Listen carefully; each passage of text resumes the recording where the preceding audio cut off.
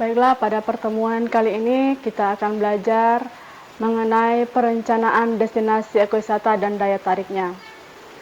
Dalam perencanaan ekowisata, kita akan belajar tentang tahapan perencanaan ekowisata, pemilihan lokasi untuk kegiatan ekowisata, kemudian komponen perencanaan ekowisata, kawasan hutan sebagai objek dan daya tarik wisata, kemudian sifat objek dan daya tarik wisata alam, dan terakhir adalah destinasi ekowisata yang paling banyak diminati oleh para wisatawan. Nah, pertama, tahapan perencanaan ekowisata. Ada 6 tahapan yang akan dipelajari dalam perencanaan ekowisata. Yang pertama, menganalisis situasi dari lokasi ekowisata. Kemudian kedua, mengidentifikasi fasilitas dan infrastruktur yang tersedia. Ketiga, mengidentifikasi profil wisatawan. Keempat, daya dukung lingkungan. Kelima, pemilihan aktivitas ekowisata yang paling baik. Dan terakhir, mengevaluasi sumber daya manusia yang tersedia. Pemilihan lokasi kegiatan ekowisatawan ini ada 7 pemilihan yang paling baik dalam menentukan lokasi kegiatan ekowisata. Yang pertama adalah memiliki atraksi wisata yang paling spesial. Di situ ada spesies yang sangat diminati oleh para wisatawan. Kemudian kedua, mempunyai informasi tentang wisata yang sangat jelas. Kemudian dapat melakukan kegiatan wisata selama di lokasi wisata. Keempat, memiliki transportasi dan infrastruktur yang nyaman bagi wisatawan. Kelima, mempunyai guide yang memiliki pengetahuan luas tentang ekowisata. Keenam, adanya makanan tradisional yang memiliki cita rasa yang tinggi. Dan terakhir, adanya souvenir lokal yang bisa dijadikan sebagai cenderamata. Komponen perencanaan destinasi ekowisata ada 6. Yang pertama adalah atraksi dan daya tarik. Kedua, amenitas atau akomodasi. Ketiga, aksesibilitas dan transportasi. Keempat, infrastruktur pendukung. Kelima, fasilitas pendukung lainnya. Dan terakhir, kelembagaan dan sumber daya manusia. Kawasan hutan sebagai objek dan daya tarik wisata. Di sini, kawasan hutan merupakan ekotip tertentu yang mengandung aspek pemanfaatan dan pelestarian, sehingga dimanfaatkan sebagai objek dan daya tarik wisata. Yang paling penting adalah bagaimana memanfaatkan wisata hutan di lokasi ini. Hutan wisata dijadikan sebagai suatu jasa lingkungan yang betul-betul dimanfaatkan oleh para wisatawan untuk melakukan kegiatan ekowisata. Kemudian, bentuk pengelolaan sumber daya hutan. Bentuk pengelolaan sumber daya hutan ini ada 3 bentuk. Yang pertama, dimanfaatkan sumber kayu atau hasil yang non-hutan. Kedua, konservasi dalam rangka menjaga keseimbangan alam. Dan terakhir adalah jasa lingkungan dan jasa pariwisata. Sifat objek dan daya tarik wisata alam ini ada 4. Yang pertama, in situ. Kedua, perishable.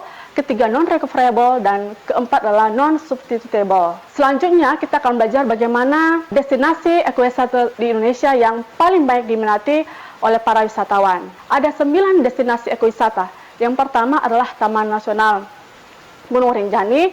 Kedua, Cagar Alam Taman Wisata Ijen. Ketiga, Taman Nasional Gunung Bromo Semeru Tengger. Keempat, Taman Nasional Komodo. Kelima, Kepulauan Raja Ampat. Keenam, Taman Nasional Bunaken. Ketujuh, Danau Toba. Kedelapan, Taman Nasional Baluran. Dan kesembilan, Taman Nasional Bantimurung. Untuk Taman Nasional Gunung Rinjani ini sangat terkenal dengan ekosistemnya yang luas karena terletak di Lombok ya, dan ini sangat diminati oleh para wisatawan mancanegara dengan trekking alamnya. Berikut adalah Cagar Alam Taman Wisata Kawah Ijen. Nah, Kawah Ijen ini dikenal dengan batu birunya atau blue fire, dan di dunia blue fire ini hanya terdapat pada 2 negara, yaitu Indonesia dan Islandia.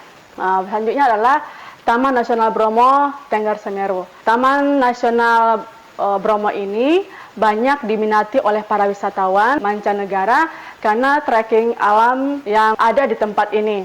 Nah, ada 4 trekking yang ada di tempat ini yang sangat diminati oleh para wisatawan, yaitu trekking kawah, kemudian trekking savananya, ada trekking padang pasir, dan ada trekking padang terbuka ya. Di situ banyak para wisatawan yang datang untuk melihat keindahan daripada Taman Nasional Bromo ini. Selanjutnya, Taman Nasional Pulau Komodo.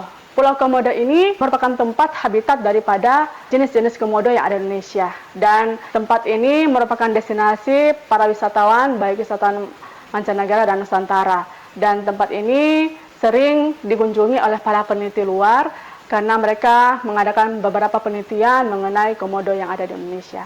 Selanjutnya adalah Kepulauan Raja Ampat. Kepulauan Raja Ampat ini terkenal dengan keindahan bawah lautnya, ya. Ada koral atau terumbu karangnya yang berwarna-warni yang ada di kepulauan ini. Dan selanjutnya adalah Taman Nasional Bunaken.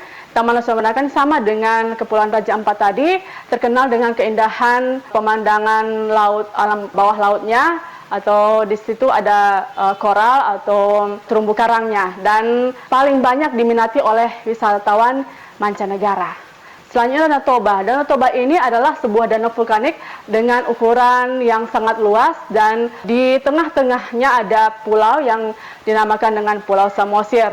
Dan ini merupakan danau yang terluas di Indonesia yang sangat diminati oleh para wisatawan. Kemudian Taman Nasional Baluran. Taman Nasional Baluran ini adalah Afrikanya Indonesia, karena taman ini memiliki beraneka ragam vegetasi, dan di sana sangat banyak keanekaragaman yang ditemui oleh para wisatawan.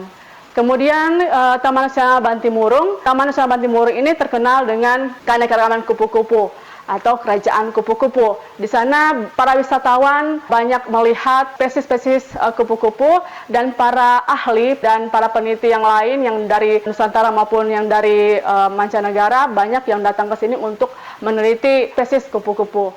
Nah, itulah topik kita kali ini, dan terakhir adalah tes formatif. Nah, tes formatif ini akan dijawab oleh para mahasiswa, dan kita akan diskusikan yang sudah dijawab tadi sehingga ada beberapa kesimpulan yang akan kita bahas bersama-sama di pertemuan berikut. Terima kasih, dan kita akan bertemu pada pertemuan selanjutnya.